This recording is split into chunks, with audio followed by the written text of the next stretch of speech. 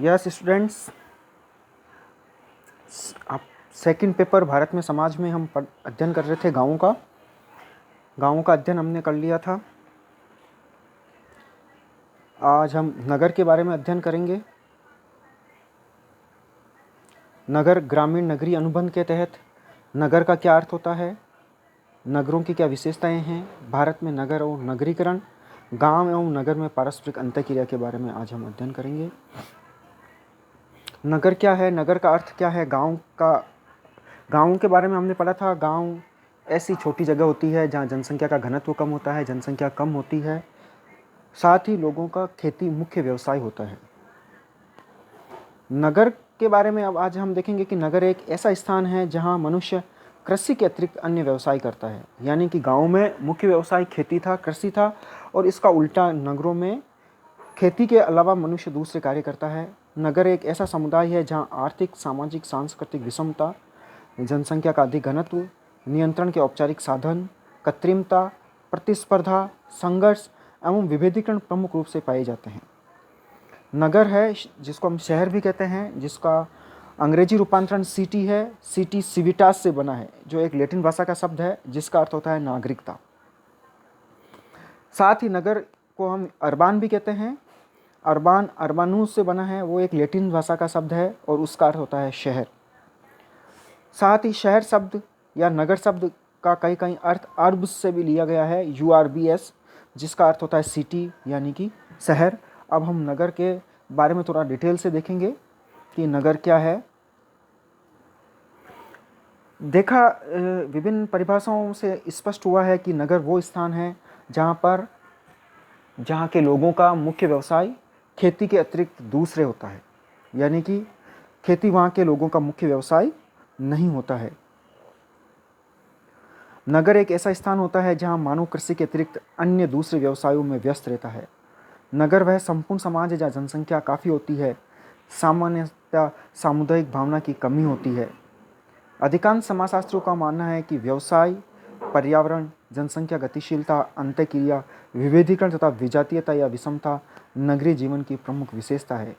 हम कह सकते हैं कि नगर एक ऐसा समुदाय है जहाँ आर्थिक, सामाजिक और सांस्कृतिक विषमता, जनसंख्या का अधिक घनत्व, नियंत्रण के औपचारिक साधन, कृत्रिमता, व्यक्तिवाद की प्रधानता, प्रतिस्पर्धा, संघर्ष एवं विभेदीकरण प्रमुख रूप से पाए जाते हैं। यानी कि बिल्कुल लगभग गाँवों का उल्टा नगरों में या शहरों में पाया जाता है। बर्गल एक बहुत बड़े विद्वान हुए हैं। उनका कहना है कि प्रत्येक व्यक्ति ये जानता है कि शहर या नगर क्या है। यानी कि हर एक व्यक्ति जानता है ये नगर है या शहर है, किंतु किसी ने भी इसकी संतोषजनक परिभाषा नहीं दी है।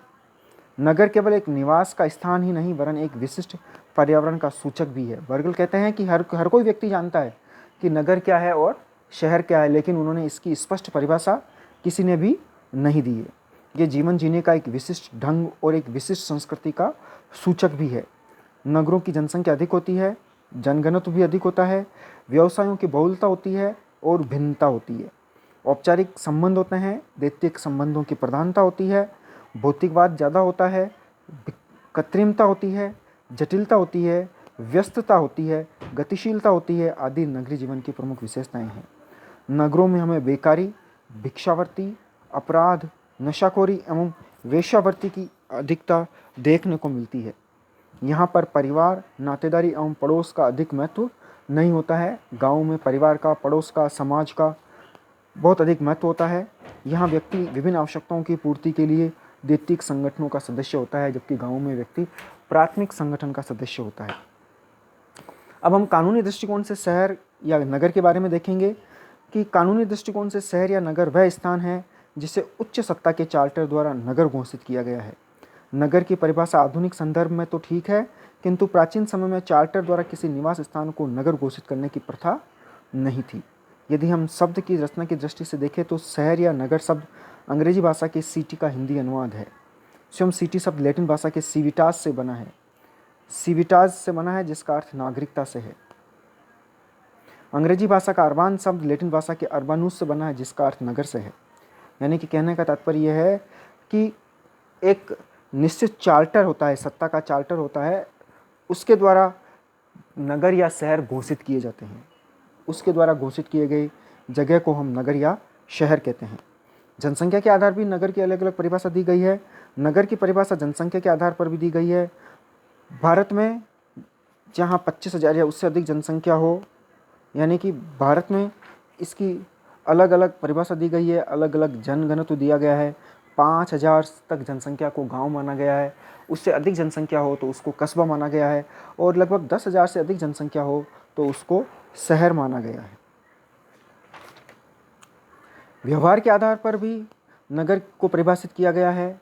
व्यवहार के आधार पर, यानी कि यहाँ लोगों का व्यवसाय क्या है। जहाँ मुख्य व्यवसाय कृषि है उसे गांव, तथा कृषि के अतिरिक्त अन्य व्यवसाय है उसे हम नगर कहते हैं। बर्गल फिर कहते हैं कि नगर एक ऐसी संस्था है जहाँ कर अधिकतर निवासी कृषि कार्य के अतिरिक्त अन्य कार्य या अन्य उद्योगों में व्यस्त रहते हैं। कुछ विद्वान ऐसे क्षेत्र को नगर कहते हैं जहाँ अपरिचितता अधिक हो, अर्थात जहाँ लोग एक दूसरे से परिचित कम हो, एक दूसरे को कम जानते हो। थियोडोरसन कहते हैं नगरीय समुदाय एक ऐसा समुदाय है जिसमें उच्च जनघनत्व होता है, गैर कृषि कार्यों की प्रमुखता होती है, जटिल श्रम विभाजन से उत्पन्न उच्च मात्रा का विशेषीकरण होता है और स्थानीय सरकार की औपचारिक व्यवस्था पाई जाती है। नगरीय समुदायों की विशेषता जनसंख्या की विभिन्नता है, अवैयक्तिक एवं द्वितीयक संबंधों का प्रचलन है, यानी कि जो संबंध पाए जाते हैं वो प्राथमिक संबंधों की कमी होती है, प्राथमिक संबंध नहीं पाए जाते, जबकि गाँव में मुख्यतः प्राथमिक संबंध पाए जाते हैं, शहरों में द्वितीयक संबंध पाए जाते हैं। औपचारिक सामाजिक नियंत्रण पाया जाता है, जबकि गाँव में अनौपचारिक सामाजिक नियंत्रण होता है।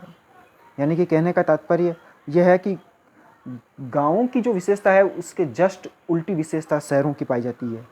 गाँव में जनसंख्या कम होती है, शहरों में जनसंख्या अधिक होती है। गाँव में प्राथमिक संबंध होते हैं, शहरों में द्वितीयक संबंध होते हैं।